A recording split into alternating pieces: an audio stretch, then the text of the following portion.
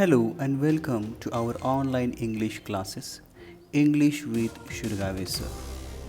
Today we are going to learn one of the most important essays of A.G. Gardner on saying please, icebreaker activities. Before we turn towards the lesson, let us know what is essay. An essay is generally a piece of writing that gives author's own argument. एसे म्हणजे लेखकाच्या युक्तिवादाचा एक निबंध असतो.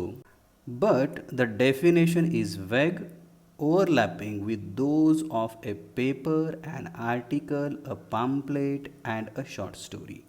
लेखकाला जो युक्तिवाद मांडायचा असतो तो युक्तिवाद अस्पष्ट असतो, त्याची परिभाषा अस्पष्ट असते, कारण तो लेख, तो निबंध कागदाच्या माध्यमातून, पत्रिकेच्या माध्यमातून, एखाद्या छोट्याशा कथेच्या माध्यमातून वाचकांच्या समोर ठेवला जातो आणि त्याच्यावरती मतमतांतरे असू शकतात. दोन विभागामध्ये त्या लोकांची मते असू शकतात.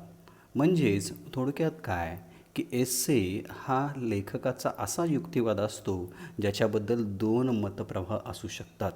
आज आपण सुद्धा ऑन सेईंग प्लीज हा A.G. गार्डनर यांचा युक्तिवाद आहे, निबंध आहे, एसे आहे, तो बघणार आहे. Before proceeding to our topic on saying please, let us see the chart. Look at the following table and comment on differences and similarities in it. खाली काही टेबल दिलेले आहेत, 3 टेबल आहेत आणि त्याच्यामध्ये काही वर्ड्स दिले आहेत. जे वर्ड्स पोलाइटनेस दर्शवतात. त्याच्यामध्ये मराठी, हिंदी आणि इंग्लिश आहेत. फक्त त्याच्यामधले आपल्याला फरक आणि साम्य शोधायचं आहे. First I am going to read Marathi table. तू, तुम्ही, बस, बसा, ए, या, दे, द्या, चल, चला. इन हिंदी, तुम, आप, बैठ, बैठिए, आ, आइए, दे, दीजिए, चल, चलिए. In English, you, you, sit, sit, come, come, give, give, walk, walk, talk, talk. हे चार्ट बघितल्यानंतर आपल्याला लक्षात येतं की मराठी आणि हिंदीमध्ये काही असे शब्द आहेत जे रिस्पेक्ट दाखवतात. जसं पहिलं उदाहरण, तू हा एकेरी शब्द आहे, विदाऊट रिस्पेक्ट आहे, आणि तुम्ही हा रिस्पेक्ट दाखवणारा शब्द आहे. तसंच हिंदीमध्ये सुद्धा बैठ हा एकेरी शब्द आहे और बैठिये याच्यामध्ये रिस्पेक्ट ॲड केलेला आहे. पण इंग्रजीमध्ये आपल्याला असे कुठलेही शब्द दिसत नाही आहेत याच्यामध्ये की त्याच्यामधनं रिस्पेक्ट दिसेल. मग याचा अर्थ असा आहे का, खाली विचारलेला आहे, doesn't English have a polite verbs or pronouns. मग इंग्रजीमध्ये कुठलेही पोलाईट अशी क्रियापदं किंवा सर्वनामं नाही आहेत का? If yes, how do you use it while speaking politely. जर असतील तर एखाद्याबरोबर सभ्य भाषेमध्ये नम्रपणे बोलत असताना आपण ते कसे वापरतो? Tell me some polite and courtesy words in English. इंग्रजीमध्ये एखाद्याशी नम्रपणे बोलायचं असेल तर कोणत्या पद्धतीनं आपल्याला बोलता येईल? इंग्रजीमध्ये सुद्धा असे काही शब्द आहेत जे पोलाइटनेस दाखवतात, जे नम्रपणा आणि आभार व्यक्त करणारे शब्द आहेत. फक्त ते प्रोनाऊन किंवा वर्बबरोबर नाही आहेत, ते एक्स्ट्रा आपल्याला ॲड करावे लागतात. याचाच अर्थ इंग्रजीमध्ये सुद्धा नम्रता, विनम्रता दाखवणारे शब्द आहेत. So let us see the words which shows courtesy in English. इंग्रजीमध्ये आपण असे काही शब्द बघूया जे माणसाची विनम्रता दाखवतात. List the words courtesy that we use in our daily life. Discuss them with your partner and explain the purpose of using each. काही असे विनम्रता दाखवणारे शब्द जे आपल्या दैनंदिन जीवनामध्ये आपण वापरतो त्याची यादी तयार करा आणि असे शब्द वापरण्यामागचा उद्देश सांगा, हे सांगितलेलं आहे. बघा, आपल्याला यूज ऑफ कर्टसी जे वर्ड्स आहेत ते कर्टसी कशामधनं दाखवता येते, विनम्र कशामधनं दाखवता येते? तर इंग्रजीमध्ये असे काही शब्द आहेत ज्याच्या माध्यमातून विनम्रता आपल्याला ॲड करता येते, रिक्वेस्ट पोलाइटनेस ॲड करता येते. शब्द आहेत sorry, please, welcome, pardon, thank you, miss, madam, excuse, sir. हे असे काही शब्द आहेत ज्याच्या माध्यमातून आपल्याला एखादा पोलाइटनेस, कर्टसी ही ॲड करता येते. आणि या शब्दांचा पर्पज काय आहे? The purpose of using each word that is showing courtesy or politeness to others while speaking. यासारख्या विनम्रता दाखवणाऱ्या शब्दांच्या माध्यमातून संभाषण करत असताना, बोलत असताना आपल्यामधली विनम्रता आपण दाखवू शकतो. म्हणजेच यावरून आपल्याला असं म्हणता येईल, English doesn't have two kinds of verbs from the point of view of respect. इंग्रजीमध्ये रेस्पेक्टच्या दृष्टिकोनातून विनम्रता दाखवणारे असे स्वतंत्र क्रियापदे नाही आहेत. English doesn't have two pronouns forms from the point of view respect. इंग्रजीमध्ये विनम्रता दाखवणारी दोन वेगवेगळी सर्वनामं नाही आहेत. तिसरं असं म्हणता येईल, English doesn't have special words for elders, brothers or other relatives like Marathi आणि हिंदी. इंग्रजीमध्ये मोठ्यांना रिस्पेक्टफुल, विनम्रपूर्वक दाखवणारे वेगळे असे शब्द नाही आहेत. चौथं असं सांगता येईल, English has sir, madam, miss, etcetera and thanks, please, sorry words which shows courtesy or respect. परंतु इंग्रजीमध्ये सर, मॅडम किंवा मिस, थँक्स, प्लीज, सॉरी हे असे वेगळे शब्द आहेत जे रिस्पेक्ट दाखवतात. उदाहरणादाखल आपल्याला काय सांगता येईल, can I borrow your pen please हा रिस्पेक्ट दाखवणारा शब्द. आपण रिस्पेक्ट ॲड करू शकतो.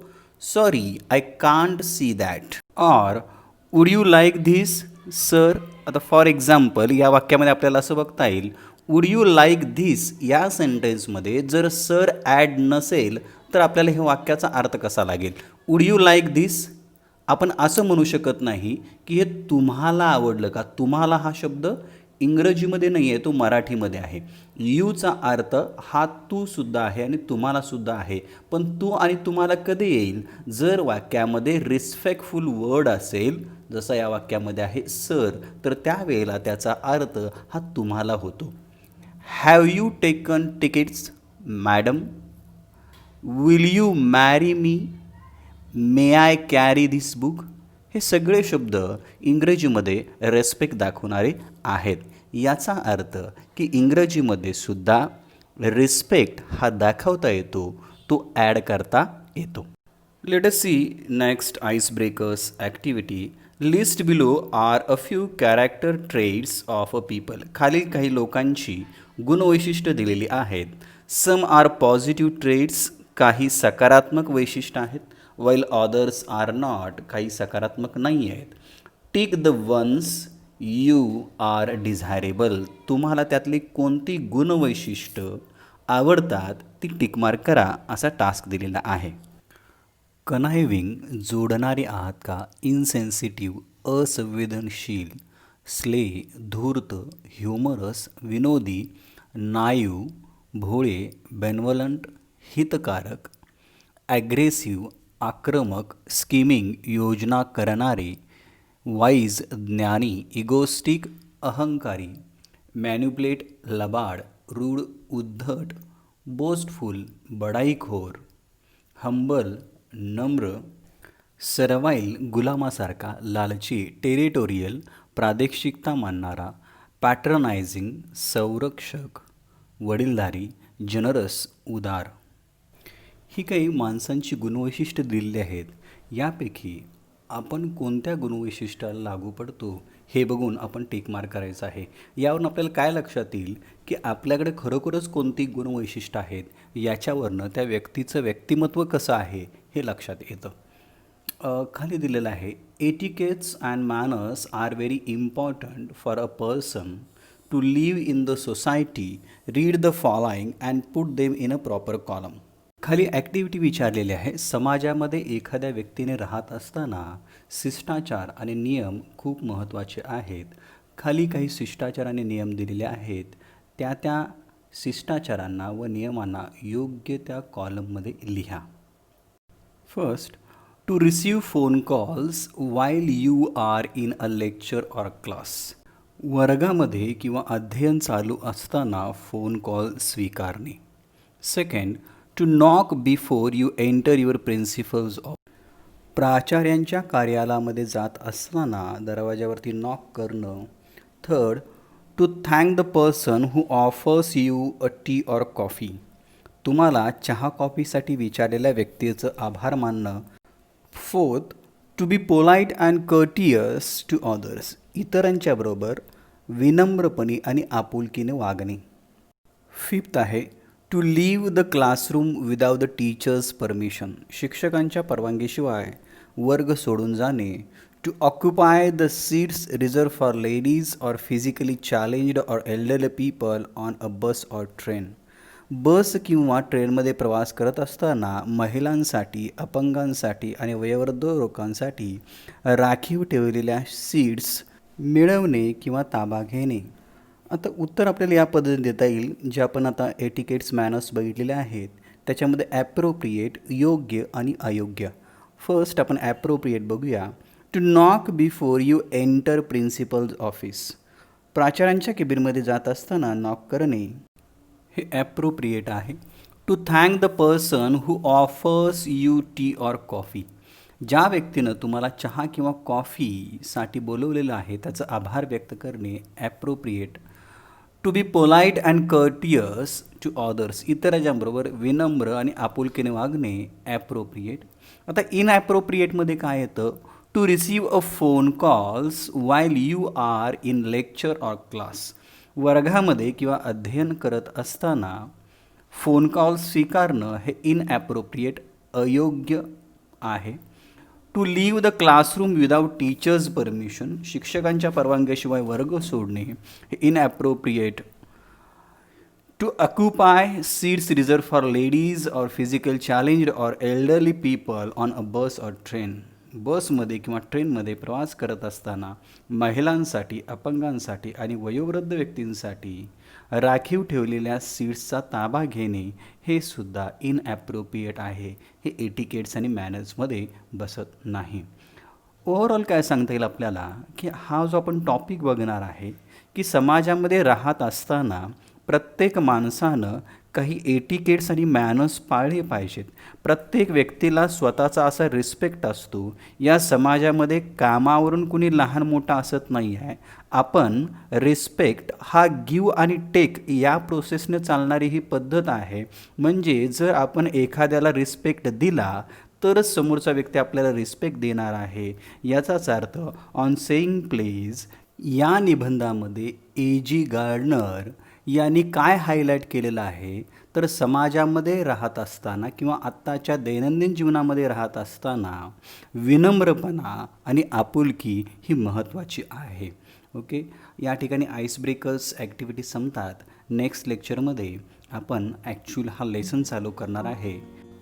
होप सो तुम्हाला लक्षात आलं असेल की ऑन सेईंग प्लीज हा एक एसे आहे जो A.G. गार्डनर यांनी लिहिला असून त्यांनी या निबंधामध्ये नागरिकता, शिष्टाचार आणि समाजामधलं व्यक्तींचं वर्तन कसं असायला पाहिजे याच्यावरती एक निबंध लिहिला आहे.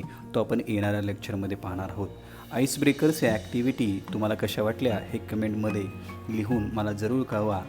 ज्यांनी अजून सबस्क्राईब केलेलं नाही त्यांनी कृपया चॅनल सबस्क्राईब करा आणि खालचं बेल आयकॉन दाबा, जेणेकरून मी ज्या वेळेला लेक्चर्स अपडेट करत जाईन त्यावेळी तुम्हाला मेसेजेस येतील. Thank you very much.